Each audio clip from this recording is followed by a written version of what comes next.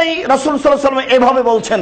আবু হুরায়রা রাদিয়াল্লাহু তাআলা আনহু বলেন, রাসূল সাল্লাল্লাহু আলাইহি সাল্লাম বলেছেন, আল্লাহ তাআলা বলেন, ইবনা আদম, আদমের ছেলেরা শোনো, উনফিক আলাইকা, তুমি দান করো আমি তোমাকে পাল্টা দিব, তুমি দান করো আমি তোমাকে বেশি করে দিব। আর এইখানে আল্লাহ তাআলা বলছেন তোমরা আল্লাহকে দান করো, তাহলে আল্লাহ তোমার টাকাকে বেশি করে দিবেন। আল্লাহ তাআলা বলছেন কোন জায়গায়, ওয়াকরিজুল্লাহ কারজান হাসানা, তোমরা আল্লাহ তাআলাকে কর্জে হাসানা দাও। ভালো কর্জ, ভালো কর্জ দুই রকম, একটা হলো মনটা পরিষ্কার আছে এই সময়তে দাও, একটা হলো ধান দিচ্ছেন চাউল দিচ্ছেন পরিষ্কারটা দিয়েন, মানে যেগুলো ভালো নয়, যেগুলো বাজারে কম দাম সেটা দিয়েন না, কোনো স্বার্থ রাখেন না, তাহলে হলো আল্লাহকে ভালো কর্জ দেওয়া। তা আল্লাহ মানুষের কাছে কর্জ চাচ্ছেন, উনি পাল্টা দিবেন। এই জন্য ওই কথা হাদিসে কুদসিতে আল্লাহ রাসূল বলেছেন যে তুমি দাও আমি দিব। এই কথাই রাসূল সাল্লাল্লাহু আলাইহি ওয়াসাল্লাম বলেছেন, দান মানুষের টাকাকে কমায় না। আমি 100 টাকা থেকে 10 টাকা দান করে 90 টাকা বাক্সে রেখে দিয়ে 1 বছর পরে যদি খুলি 90 টাকাই থাকবে, তা আমার টাকা বাড়লো কি করে? মানুষের টাকা আল্লাহ তাকে বলে বাড়ায় নাই। আল্লাহ তাআলা বলেছেন মানুষকে রুজি দেওয়া হয়, সে বুঝতে পারে না কিভাবে রুজি আসে, লা ইয়াহসাবু, সে হিসাব করতে পারে না কিভাবে হয়ে গেল।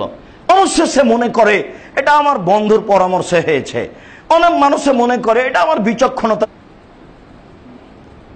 আল্লাহর কাজ মানুষ তো নিজের বিচক্ষণতার উপরে নিয়ে নেই, বুঝতে পারে না তখন। এই জন্য আল্লাহ তাআলাকে কর্জ দিলে আল্লাহ মানুষের টাকাকে বেশি করবে, এই কথাই চূড়ান্ত। সম্মানিত মসজিদের মুসাল্লি, আবু হুরায়রা রাদিয়াল্লাহু তাআলা আনহু বলেন, রাসূল সাল্লাল্লাহু আলাইহি ওয়াসাল্লাম বলেছেন, মা মিন ইয়াউমিন ইসবিহু ইল্লা মালাকানি ইয়ানজিলানি, প্রত্যেক সকালে আকাশ থেকে 2 জন ফেরেশতা নেমে আসেন। ফায়াকুলু আহাদুহুমা, 2 জনের একজন বলেন, আল্লাহুম্মা আতি লিকুল্লি মুনফিকিন খালাফান, আল্লাহ প্রত্যেক যে ব্যক্তি যতটুকু দান করলো তুমি তার ততটুকু পূর্ণ করে দাও।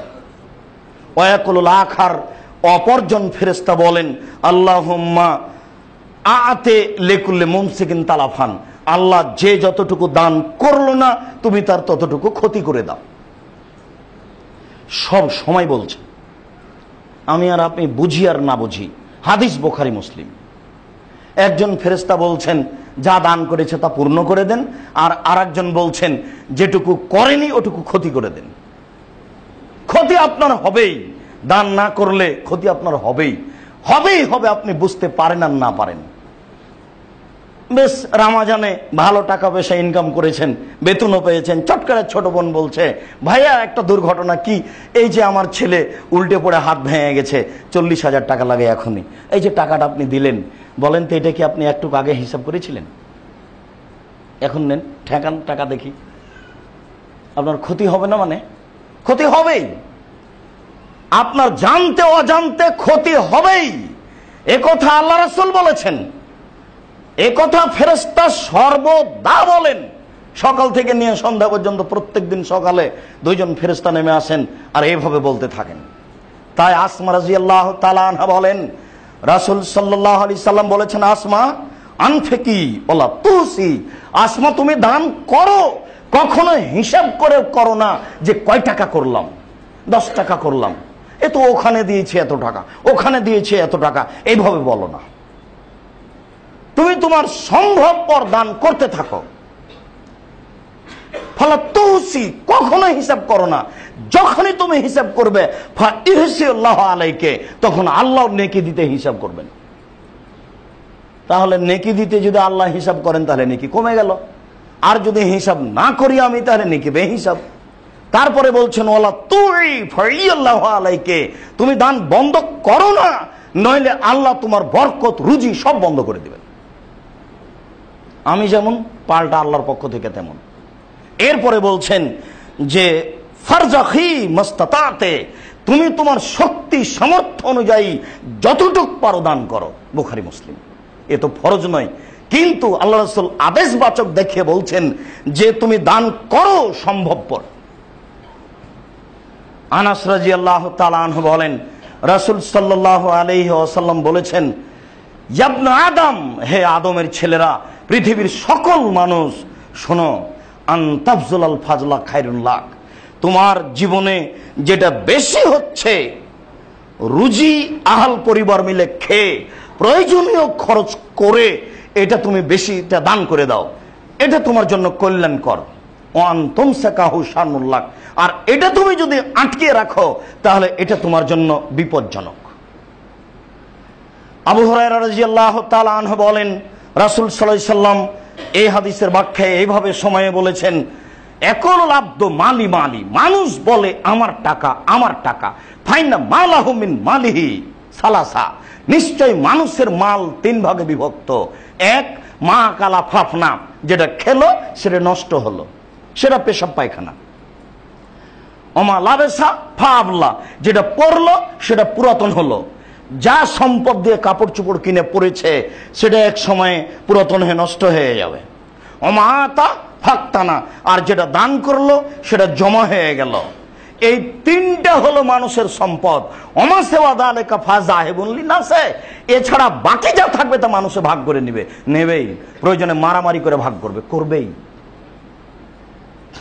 আমি একদিন বলছিলাম রাজশাহী চাঁপাই নবগঞ্জের এক ঘটনা, দুই ভাই মিলে বাপ মারার পরে একটা ঢেঁকি দুই ভাগ করে নিয়েছে কেটে। আচ্ছা, এখন কি হতে পারে এটাই? তার মানে আপনি যেটা ছেড়ে যাচ্ছেন সেটা মানুষ ভাগ করবে, প্রয়োজনে কোর্ট কাচারি করে ভাগ করবে, পিটাপিটি করে করবে। আপনি তো জাজল্য প্রমাণ, আপনি নিজেই প্রমাণ। আপনি নিজেকে দেখুন, আপনি নিজেই প্রমাণ। বলেন আপনি আপনার বাপের জন্য কি করেছেন? কয়বার আপনি বলেন রব্বির হামহুমা কামা রাব্বায়ানি সাগীরা? আপনার সময় জুটে না, ব্যস্ততাই কমে না।